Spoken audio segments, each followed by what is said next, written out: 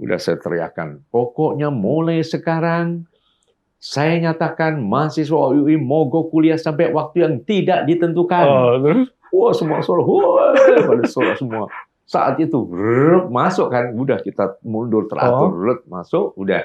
Akhirnya kampus dikuasai oleh TNI. Nah, sempat kemudian kami dipanggil oleh rektor dan para dekan-dekan. Saya terus terang dimarahin, dimarahin itu. Kamu merusak citra UI ya. Gini. Saya bilang ya ini suara mahasiswa Bapak Ibu. Kamu bisa dipecat sebagai mahasiswa UI gitu. Tapi apapun udah, nggak berapa lama kita kejarin juga. Jadi sekarang berarti masih daftar kedokteran UI ini? Iya, karena ya sudah di Jakarta hanya satu.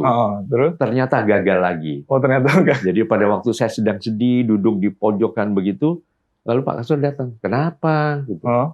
Nggak biasa, jangan biasa sedih, selalu gembira lah. Saya gagal lagi Pak. Gitu. Terus? Lalu bilang, nah menurut saya adik mungkin nggak cocok jadi dokter. Kalau menurut saya adik cocok jadi psikolog. Apa itu Pak? Saya belum ngerti ya psikolog.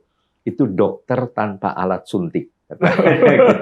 Jadi mengobati tapi ya dengan kata-kata, dengan terapi dan sebagainya, tapi nggak usah disuntik. Akhirnya yang diobati jiwanya begitu. Oh baik.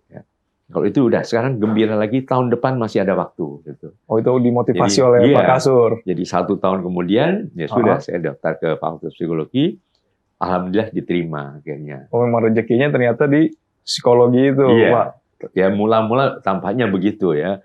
Tapi itu karena saya juga penuh dengan dinamika, karena nyambi kerja, nyambi segala macam. Dan kemudian sempat aktif di kegiatan kemahasiswaan.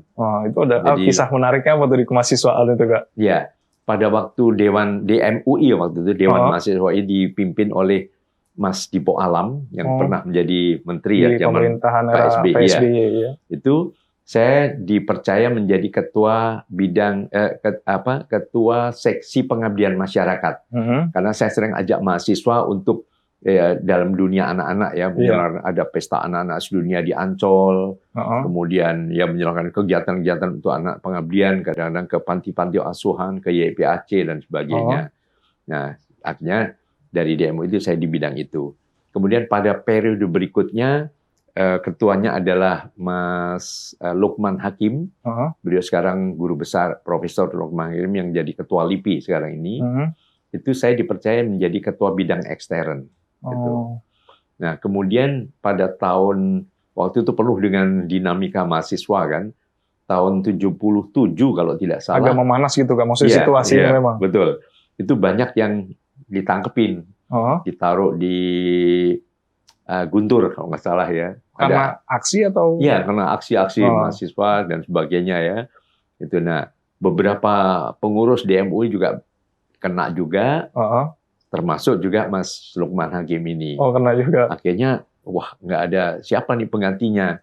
Yang tertinggi pejabatnya, saya sebagai sekretaris bidang ekstern, waktu itu didaulat oleh Ketua Senat Mahasiswa UI untuk jadi penggantinya semacam pejabat Ketua DMUI saat itu. Itu ya udah, saya terima penunjukan itu. Nah, pada saat itu di ITB, Dewan Mahasiswa ITB sudah melancarkan aksi mogok kuliah. Kami sempat dikirimin, maaf ya, BH begitu. Terus bilang, UI jangan banci dong, gitu.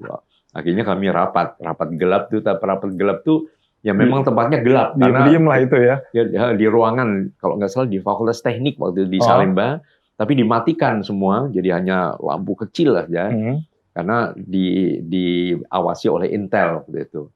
Nah, akhirnya di situ diputuskan pokoknya UI juga harus mogok kuliah, mahasiswa UI. Bentuk protes apa itu waktu itu, Kak? Ya, terhadap waktu itu mungkin zaman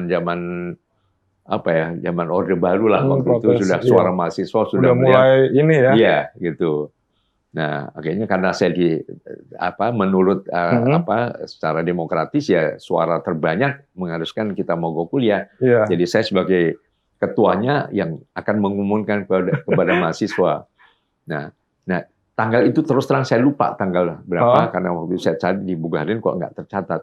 Tapi saya ingat naik ke atas mobil, Lalu tapi di luar sudah banyak anggota militer waktu itu yang mengepung ya. Nah, kami persiapkan ada semacam pagar betis ya, mahasiswa yang bergandeng tangan. Pokoknya kalau sampai militer masuk, semua harus tarik mundur, jangan melawan. Biar nggak bentrok. Tidak bentrok seperti di ITB waktu itu kan.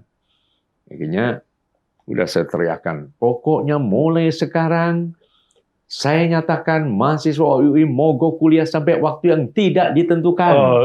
Wah, semua suara, pada suara semua. Saat itu masuk kan, udah kita mundur teratur, masuk, udah. Akhirnya kampus dikuasai oleh TNI. Nah, sempat kemudian kami dipanggil oleh rektor dan para dekan-dekan. Saya terus terang dimarahin, dimaki-maki. Kamu merusak citra UI ya. Gini. Saya bilang ya ini suara mahasiswa Bapak Ibu. Kamu bisa dipecat sebagai mahasiswa UI gitu. Tapi apapun udah, nggak berapa lama kita kejarin juga militer. Kaseto kena juga ditangkap. Iya, jadi dibawa ke Kasdam akhirnya.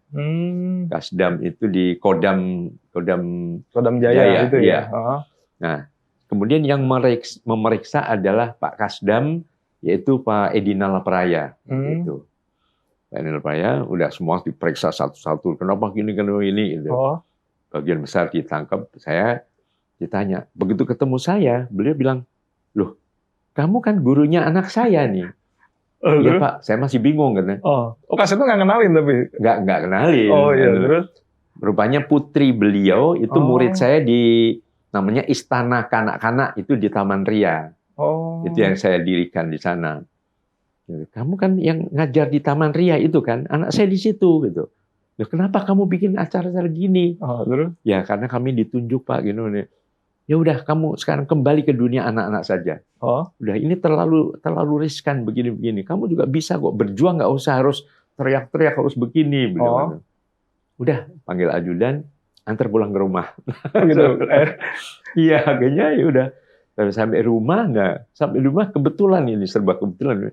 Saya terima undangan dari TVRI untuk datang besok paginya. Jadi kalau itu menjelang sore sudah di rumah, besok pagi datang ke TVRI untuk diberi kepercayaan mengasuh acara Aneka Ria anak-anak. Di TVRI itu ya.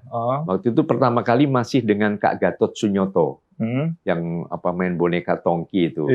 Yang kemudian setelah itu sempat dengan beberapa artis, pernah dengan Kak Rafika Duri, Kak Edi Kosi Endang, dan terakhir dengan Kak Heni Poronegoro. Itu Aneka Ria anak-anak. Nah itulah pengalaman zaman mahasiswa ya. Tapi setelah itu juga saya sampaikan kepada teman-teman saya rupanya harus fokus ke dunia anak-anak. Siapa yang mau berminat, ayo gabung dengan kami gitu. Dan beberapa anggota di MUI juga ada yang terus sama-sama ya mengasuh anak-anak lah di situ. Terus semakin fokus ke dunia anak-anak gitu kan? Iya, dan sejak itu ya sudah berbagai pesan dari Pak Kasur, dari Pak Daniel Praya dan sebagainya. Bahkan saya ingat pada waktu peringatan ke-47 kalau nggak salah, 47 tahun saya mengabdi dunia anak setiap tanggal 4 April itu, saya pernah mengundang Pak Edi Nalapraya datang waktu itu di salah satu mall di Jakarta, saya lupa di mana waktu itu. Tapi beliau datang juga. Datang. Gitu, masih ingat nggak kejadian itu? Iya, saya bilang Bapak, terima kasih Bapak yang memfokuskan saya kembali ke dunia anak-anak. Beliau hanya ngaku-ngaku saja. Tapi kalau nggak mungkin ditangkap saat itu kali Kaseto ya? Kenapa? Kalau nggak ditangkap mungkin saat itu bisa Ya, istilahnya kampus kuning waktu yang terkenal ya. Gitu, ya. Gitu. Jadi beberapa bulan yang lalu kami sempat reuni bertiga, Mas Dipo Alam, Mas Lukman Hakim dan saya sebagai pernah menjabat lah sebagai pimpinan mahasiswa UI waktu itu. Bernostalgia lah. Nostalgia. Ya gitu ya.